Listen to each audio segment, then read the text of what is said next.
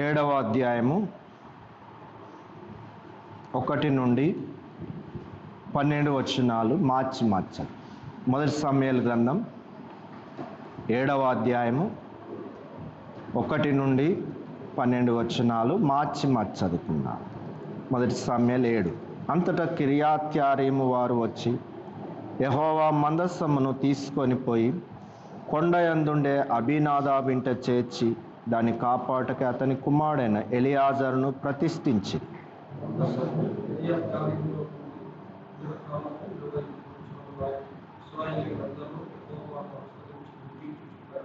సమూయేలు ఇశ్రాయేలు అందరితో ఇట్లా నేను మీ పూర్ణ హృదయంతో యెహోవా యొద్దకు మీరు మల్లుకొన్నెడల అన్య దేవతలను అష్తారోతు దేవతలను మీ మధ్య నుండి తీసివేసి పట్టుదల కలిగి యెహోవా తట్టు మీ హృదయం తిప్పి ఆయన సేవించు.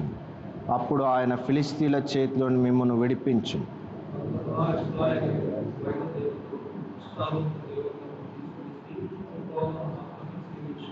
అంతటా సమూయేలు ఇశ్రాయేలు అందరినీ మిస్పాకు పిలువనంపుడి, నేను మీ పక్షమున యెహోవాను ప్రార్థన చేతునని చెప్పి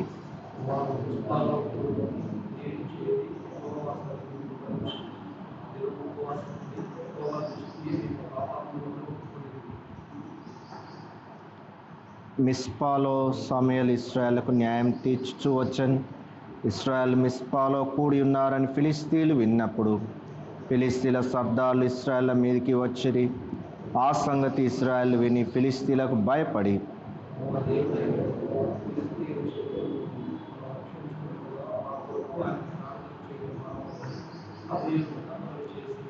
సమూయేలు పాలు విడవని ఒక గొర్రె పిల్లను తెచ్చి యెహోవాకు సర్వాంగ బలిగా అర్పించి ఇజ్రాయేళ్ల పక్షంన యెహోవాను ప్రార్థన చేయగా యెహోవా అతని ప్రార్థన అంగీకరించి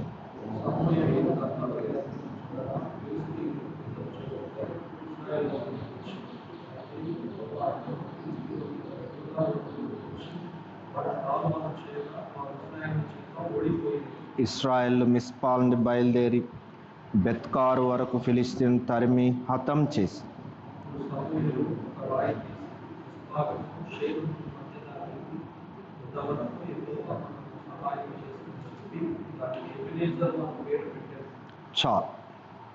మనకి సందర్భం తెలుసు.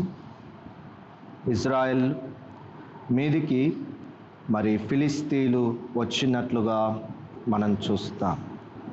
కానీ వారి మధ్య ఏం లేదు, మందస్సము లేదు. ఎన్ని సంవత్సరాలు? 20 సంవత్సరాలు.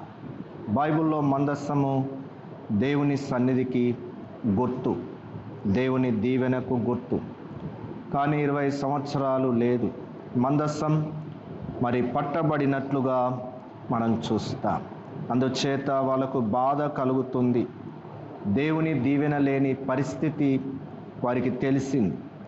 అందుకనే వారు యెహోవాను అనుసరింప దుఃఖించుచుండగా 3వ వచనం సమూయేలు ఇశ్రాయేలు అందరితో ఇట్లను మీ పూర్ణ హృదయంతో యెహోవా యొద్దకు మీరు మల్లుకొన్నెడల అన్య దేవతను అష్తారోతు దేవుని మీ మధ్యను తీసివేసి పట్టుదల కలిగి యెహోవా తట్టు మీ హృదయం తిప్పి ఆయనను సేవి. అప్పుడు ఆయన ఫిలిస్తీన్ల చేతులు మిమ్మను విడిపించును. అంతటా ఇశ్రాయేలు బయలు దేవతలను అష్తారోతు తీసివేసి యెహోవాను మాత్రమే సేవించిరి. కాబట్టి ఇక్కడ చదువుకున్న భాగంలో వారు దేవుణ్ణి మరిచిపోయి మరి బయలు దేవతలను అష్తారోతు దేవతలను వారు పూజిస్తూ వచ్చారు. అందుకనే దేవుని యొక్క కోపము ఇజ్రాయేళ్ల మీదకి చాలాసార్లు రావడం మనం చూస్తాం. ఏమంటాడు? నేను తప్ప వేరొక దేవుడు ఉండకూడదు. కానీ ఇప్పుడు ఏం చేశారట? దేవుని వైపు మల్లుకొని వారి మధ్యలో ఉన్న దేవతలను తీసివేసి యెహోవాను మాత్రమే సేవించిరి అని రాయబడి. యెహోషువ తీర్మానం కూడా చూస్తాం. మీరు ఎవరిని సేవిస్తారో నది అవతలనున్న ఆ దేవతలు, నది అవతలున్న ఈ దేవతలు, కానీ నేను నా ఇంటి వారు మాత్రం యెహోవానే సేవిస్తాము అని చెప్పి ఖచ్చితంగా చెప్పినట్లుగా మనం చూస్తాం. విశ్వాసులమైన మనము విగ్రహారాధన చేయం. కానీ కొన్నిసార్లు దేవుని కంటే మన ధనమో, ఉద్యోగమో, పనో, పొలమో, పిల్లలో ఏదో ఒకటి ఎక్కువగా మనం ప్రేమిస్తూ ఉంటాం. కానీ అది కూడా ఒక విగ్రహంతో సమానం. చూడండి, బైబిల్లో ధనము కూడా విగ్రహారాధన అంటూ ఉన్నాడు. కొలస్సీ పత్రిక 3వ అధ్యాయం 5వ వచనం. కొలస్సీ 3:5. కావున భూమి మీదనున్న మీ అవయవములను అనగా జారత్వమును, అపవిత్రతను, కామాతురతను, దురాశను, విగ్రహారాధనైన ధనాపేక్షను చంపివేయుడి. చాలండి. కాబట్టి ఇక్కడ రాయబడి ఉన్నది లోభత్వము అంటున్నాడు కింద ఫుట్ నోట్లో. ఏంటిదంట? ధనాశ, ధనార్జన, ధనాపేక్ష. నేను గొప్ప ధనవంతుని కావాలి, దేవుని మందిరం, దేవుని సన్నిధికి నాకు ప్రాముఖ్యం కాదు. ఏం కావాలి? ధనం, ధనం అని కొంతమంది ధనం వెంట పరిగెడతా ఉన్నారు. అలా పరిగెత్తిన ఆకాను తాను కుష్ఠరోగం సంపాదించుకుని, అలా పరిగెత్తిన ఇస్కరియోతు యూదా మరి సూసైడ్ చేసుకొని చనిపోయి పేగులు బయటికి వచ్చి చచ్చిపోయినట్లుగా చూస్తాం. ధనాపేక్ష సమస్తమైన కీడులకు మూలము. కొందరు దాన్ని ఆశించి విశ్వాసం నుండి తొలగిపోయి నానా బాధలతో తమ్మును తామే పొడుచుకొనిరి అని ఉంది. ధనం అవసరమే, కానీ దాని మీద ఏముండదు? అపేక్ష ఉండకూడదు. ధనాపేక్ష లేని వారై మీకు కలిగిన వాటితో తృప్తి పొంది ఉండుడి. నిన్ను విడువను, ఎన్నడను ఎడబాయను అని ప్రభు చెప్పాడు. కాబట్టి ఇప్పుడు ఈ విగ్రహారాధన అయినటువంటి ధనాన్ని, వాళ్ళ మధ్య ఉన్న విగ్రహాలను తీసివేసి యెహోవాను మాత్రమే సేవించారు. అప్పుడు సమూయేలు వాళ్ళందరినీ మిస్పాకు పిలువనంపించినట్లుగా చూస్తాం. రండి అందరం కలిసి మిస్పాలో ప్రార్థన చేద్దాం అని చెప్పి వారు ఉపవాసం ఉండి దేవుని సన్నిధిలో ప్రార్థించినట్లుగా మనం చూస్తాం. 6వ వచనం చదువుకుందాం. 1 సమూయేలు 7:6. వారు మిస్పాలో కూడుకొని నీళ్లు చేది యెహోవా సన్నిధిని కుమ్మరించి ఆ దినము ఉపవాసముండి యెహోవా దృష్టికి మేము పాపాత్ములమని ఒప్పుకొనిరి. మిస్పాలో సమూయేలు ఇజ్రాయేలుకు న్యాయం తీర్చుచూ వచ్చెను. ఏం చేశారట? నీళ్లు చేది వారు కుమ్మరించి ఉపవాసముండి యెహోవా దృష్టికి మేము పాపాత్ములమని ఒప్పుకున్నాం. కాబట్టి మొదటిగా మన పతనాలు, మన పాపాలు ఏమైతే దేవుని దృష్టిలో మనం చేశామో వాటన్నిటినీ కూడా మనం ఒప్పుకొని విడిచిపెట్టే వారంగా ఉండాలి. నా హృదయంలో నేను పాపము లక్ష్యం చేసిన యెడల ప్రభువు నా మనవి వినకపోవును అని బైబిల్లో మనం చదువుకుంటాం. కాబట్టి హృదయాలను కుమ్మరించాలి, నీళ్లు కుమ్మరించినట్లుగా మన హృదయాలు. చూడండి, విలాపవాక్యములు 2వ అధ్యాయం. విలాపవాక్యములు 2వ అధ్యాయం 19వ వచనం. నీవు లేచి రేయి మొదటి జాము మొరపెట్టు, నీళ్లు కుమ్మరించున్నట్టు ప్రభువు సన్నిధి నీ హృదయమును కుమ్మరించు.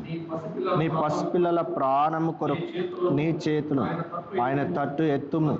ప్రతి వీధి మొగను ఆకలి కొని వారు మూర్ఛిల్లుచున్నారు. ఎప్పుడంట? రేయి మొదటి జామున లేచి నీళ్లు కుమ్మరించున్నట్లు నీ హృదయాన్ని ప్రభు సన్నిధిలో కుమ్మరించండి అని ప్రభు గుర్తు చేస్తుంది.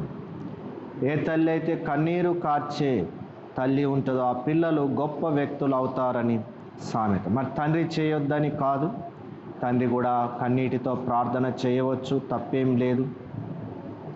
సోదరి చెప్పింది మరి సాక్ష్యంలో, సోదరి మరియమ్మ అని మిర్యాలగూడలో. పిల్లలందరూ కాలేజీలకు వెళ్ళగానే, భర్త డ్యూటీకి వెళ్ళగానే ఒక సాపేసుకొని కన్నీటితో చాలా గంటలు నేను ప్రార్థన చేసుకునేదానను, చాలా గంటలు ప్రార్థన చేసుకునేది. దేవుడు నా పిల్లల్లో 4-5 డాక్టర్స్ చేసి, 4 డాక్టర్స్ మరి ఉన్నత స్థానానికి తీసుకొచ్చారు. కారణం ఏంటి? తల్లి యొక్క ప్రార్థన. అందుకు నీవు నేను రేయి మొదటి జామున లేచి ఏం చేయాలి?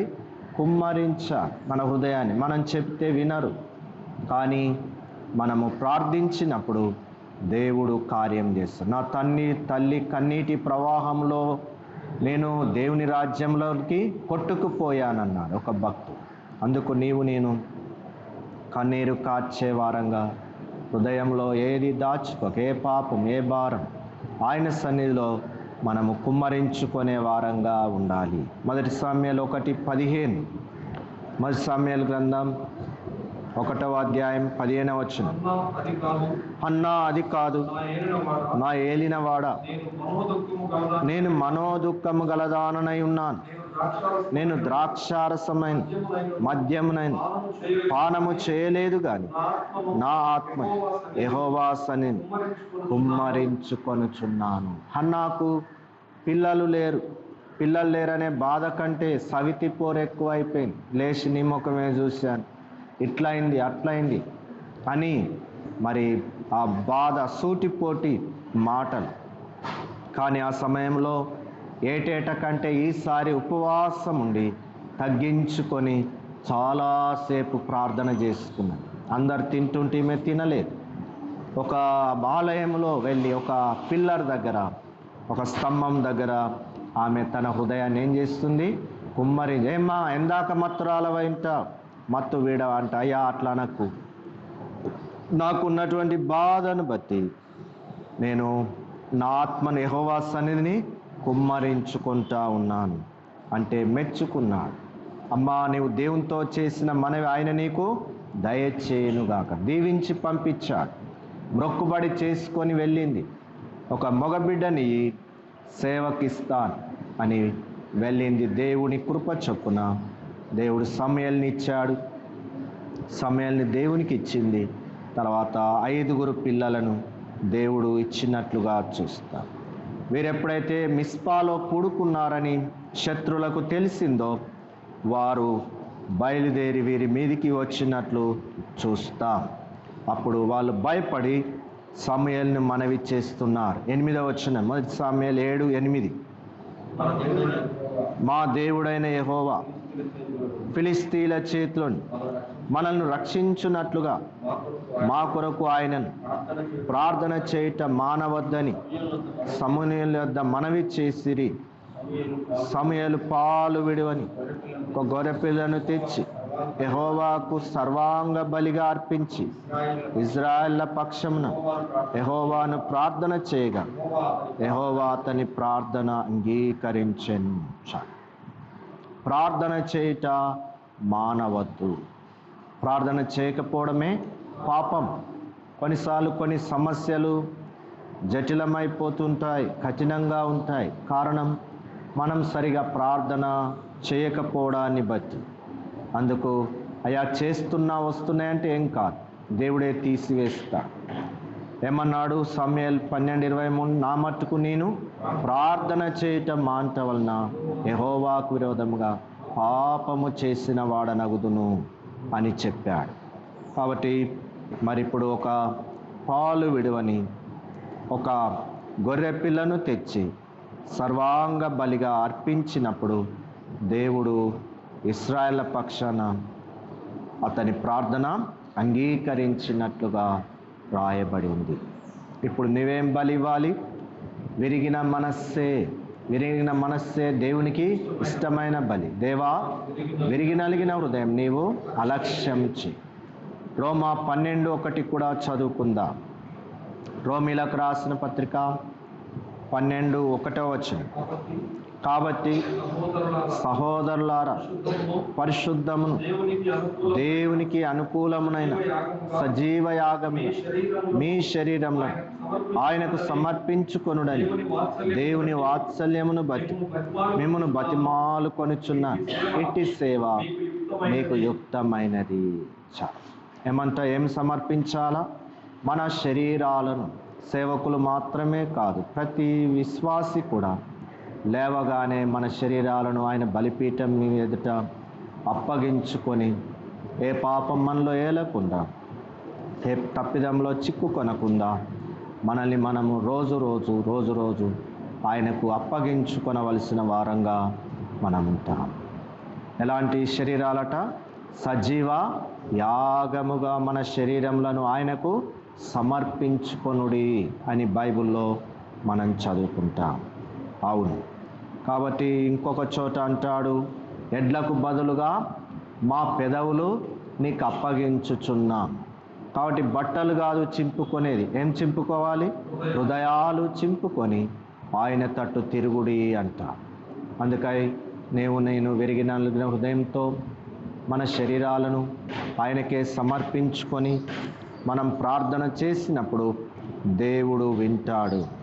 ఎప్పుడైతే సామ్యూయేలు ప్రార్థన ముగించాడో వీరు ఇజ్రాయెల్ బయలుదేరి శత్రువుల మీదకి వెళ్ళినప్పుడు దేవుడు ఉరుములు మెండుగా ఉరిమించి వారిని తారుమారు చేయగా వారు ఇజ్రాయేళ్ల చేత ఓడిపోయిరి.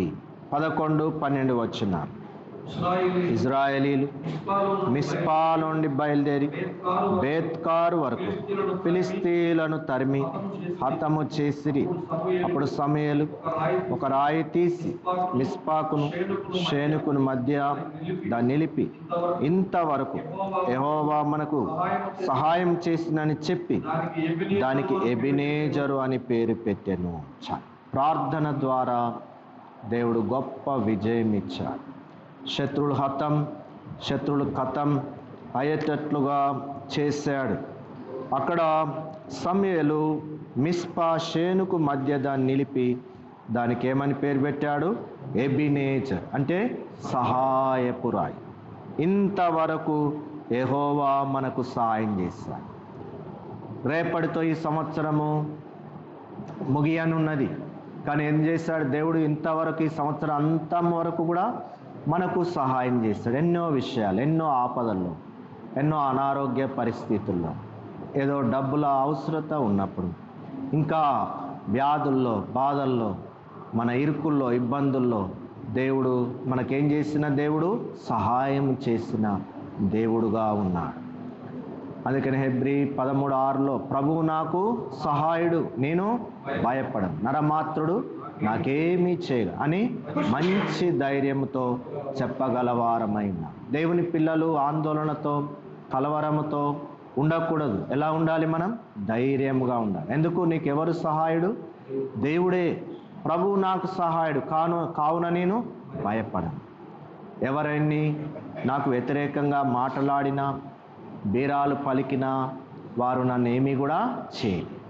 నాకు సహాయం చేసే దేవుడున్నాడు అని చెప్పి నేను ధైర్యంగా ఉండాలి. కానీ టెన్షన్గా, ఆందోళనగా ఉండకూడదు. అనారోగ్యం పాలవుతాం తప్ప ఏమీ చేయలేం. 2వ కొరింథీ పత్రిక 1వ అధ్యాయం, కొరింథీలకు రాసిన 2వ పత్రిక 1వ అధ్యాయం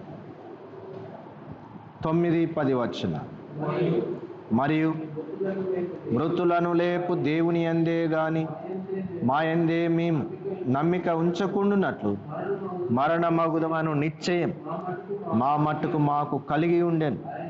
ఆయన అట్టి గొప్ప మరణము నుండి మమ్మను తప్పించను, ఇక ముందుకును తప్పించును. మరియు మా కొరకు ప్రార్థన చేయటం వలన మీరు కూడా సహాయం చేయుచుండగా ఆయన ఇక ముందుకును మమ్మను తప్పించునని ఆయన యందు నిరీక్షణ గలవారమై ఉన్నాము.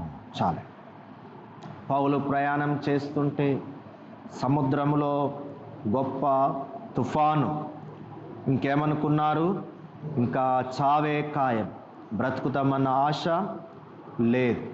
కానీ దేవుడు ఏం చేశాట? ఆయన యందే నమ్మిక ఉంచున్నాడు. ఏ దేవుడమ్మా? మృతులను లేపు దేవుని యందే గాని మా యందు మేము నమ్మక ఉంచకుండానట్లు అట్టి గొప్ప మరణం నుండి మమ్మను తప్పించాడు, ఇక ముందుకును తప్పిస్తాడు. కాబట్టి గతంలో తప్పించాడు, ఇప్పుడు తప్పిస్తాడు, ఇక ముందుకును కూడా మమ్మల్ని తప్పిస్తాడని ఆయన యందు నిరీక్షణ గలవారమై ఉన్నాము. గతంలో దేవుడు సాయం చేశాడు, ఇప్పుడు చేస్తాడు, రేపు వచ్చే సంవత్సరంలో భవిష్యత్తులో కూడా మనకు సహాయం చేస్తాడు. ఏ దేవుడు? మన సహాయకర్త, ఎబెనేజర్ అయినటువంటి దేవుడు. ఎబెనేజర్ అంటే సహాయపు రాయి. మనకు సహాయం చేసేటువంటి దేవుడు మనకున్నాడు. కాబట్టి ఎవరి వైపో చూసి నిరాశపడకుండా, దేని వైపో చూసి నిరాశపడకుండా దేవుని వైపే చూసి మనము నిశ్చింతగా ధైర్యంగా మనము సాగిపోవాలని దేవుడు కోరుతా ఉన్నాడు. యేసుక్రీస్తు నిన్న నేడు నిరంతరము ఏకరీతిగా ఉన్నాడు. అవును, యుగ యుగముల వరకు ఒకటే రీతిగా ఉండును అని హెబ్రీ 13:8. మనుషులు మారిపోతారు కానీ దేవుడు మారడు. యెహోవానైన నేను మార్పు లేని వాడనంటాడు మలాకి. అందుని బట్టి నేను మన దేవుడు ఈ సంవత్సరం అంతా దేవుడు కాపాడి భద్రపరిచి సహాయం చేసి మేలు చేసి నిలవబెట్టి నడిపించిన దేవునికి వందనాలు తెలియచేయాలి. ఇంకా ఏమైనా మనలో దేవునికి వ్యతిరేకమైనవి ఉంటే వాటిని కూడా ఒప్పుకొని విడిచిపెట్టి, ఏ విగ్రహము కూడా ఉండకుండా, ఏ పాపం కూడా ఉండకుండా మనం ఒప్పుకొని విడిచిపెట్టి ప్రార్థన చేసుకుందాం. దేవుడు విని జవాబిస్తాడు. ఇక ముందు కూడా నడిపిస్తాడు. ప్రార్థన చేస్తాను, తర్వాత కొన్ని అంశాలు పంచుకుందాం. పరిశుద్ధుడా, 1 సమూయేలు 7 1 నుండి 12 వచనాలు ధ్యానించే కృపిచ్చారు. వందనాలు. ఓ ప్రభువా, ఇజ్రాయేలీలే 20 సంవత్సరాలు మీకు దూరమై అస్తారోతు బయలు దేవతను పెట్టుకొని పూజించారు. కానీ వారికి సంతోషము లేదు. శత్రువులు వారి మీదికి వచ్చినప్పుడు అప్పుడు గుర్తొచ్చి వారు దేవుని వైపు తిరిగి వాటిని తొలగించుకొని మిమ్మల్ని మాత్రమే సేవించారు. ఏ విగ్రహం మాలో ఉండొద్దు. విగ్రహం అనగా మీకంటే ఏది ఎక్కువగా ప్రేమించిన అది ఒక విగ్రహం అంటున్నా. ధనము కావచ్చు, ఉద్యోగము, వ్యాపారము, పిల్లలు, ఇల్లు అవి కావు ప్రభా. మిమ్మల్ని సేవించుటకు నేర్పించు.